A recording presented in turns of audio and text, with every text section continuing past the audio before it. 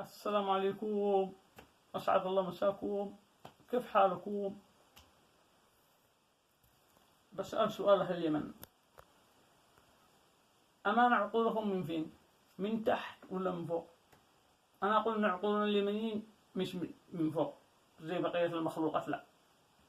كل المخلوقات عقولهم بالرسوم اللي إحنا يا بالرجل يا تحت يا ما فيش. سألتكم بالله، نخرج نقطع الشوارع والطرقات وهذا فزع قال لك لغزة. كيف نفزع لغزة؟ نشم نفزع لنا، إحنا نشم نفزع لنا بالذات إحنا بداخل تعز. افزعوا لنا علشان نفتح المنافذ والطرقات وذا ونرجع نعيش زي ما كنا عايشين. غزة خلي ترقد، غزة أقل شيء حتى لو قتلوهم ذا شهداء يعيشوا بالجنة. كيف نفزع لهم إحنا ميتين بأنفسنا؟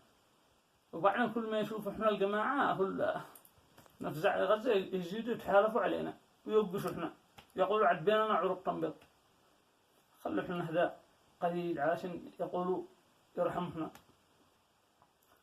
لا رحمكم، ارحموا أنفسكم. اللي ما يرحم نفسه ما يرحم. احتمال التحالف يقولوا كذا، اللي ما يرحم نفسه ما يرحمش. لا ترحموهم، زروا بعدهم.